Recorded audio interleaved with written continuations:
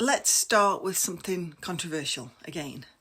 Babies cannot self-soothe in the way most people think that they can. And if that sentence makes you feel uncomfortable, stay with me a minute. The issue is not whether your baby sometimes settles alone. The issue is what self-soothing actually means from a brain development perspective. This phrase gets thrown around constantly, especially in sleep conversations.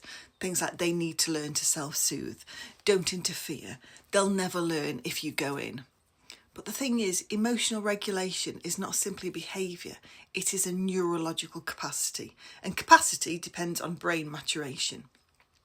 When people say, teach your baby to self-soothe, they usually mean calming themselves without external help, settling back to sleep independently, or managing distress alone. And that's where the problem is. Emotional regulation relies heavily on that prefrontal cortex, the part of the brain responsible for impulse control, for reasoning, for emotional modulation, and for decision making. The prefrontal cortex is one of the last areas of the brain to fully mature. It continues developing well into the mid-20s. In infancy, the limbic system, which drives emotional reactivity, is far, far more dominant than the regulatory systems that contain it. So when a baby becomes distressed, their brain does not yet have a fully developed internal mechanism to calm itself down alone. They regulate through connection, co-regulation. Now, co-regulation means a calm, responsive adult, their calm nervous system, which will help settle a child's nervous system through voice, touch, presence, rhythm, repetition.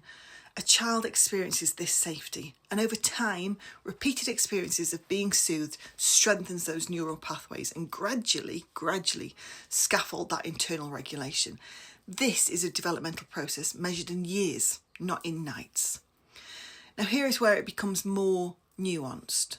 Some babies do appear to settle alone. Some parents use structured sleep approaches and see rapid change. So what's happening? Well, often what we're seeing is behavioural adaptation. The baby has adjusted their response pattern.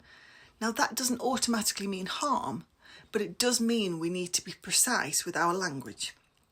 Telling parents their baby should self-soothe can create anxiety when their child is not simply neurologically ready for independent regulation. This is not about saying you must respond instantly every time.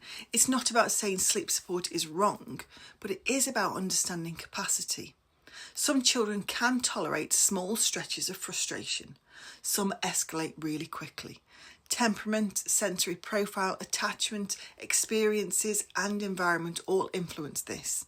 The key question is not how do I force independence, it is what does my child's nervous system currently have capacity for. True independence develops from supported regulation, from that co-regulation precedes self-regulation, always. Even adults regulate through other people. We talk things through, don't we? We seek reassurance. We have a cup of tea together. We need comfort. So perhaps the goal is not to eliminate co-regulation early. Perhaps the goal is to gradually scaffold it in a way that respects development. If this topic has made you question what you've been told about sleep, that's okay. Parenting advice evolves, science evolves. What matters is that we stay curious and compassionate towards our children and towards ourselves. I would genuinely love to hear your perspective.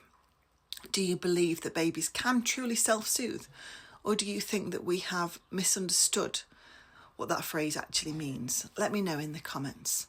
And if you would like realistic, evidence-informed sleep support, I share deeper conversations inside the nest and through my one-to-one consultations.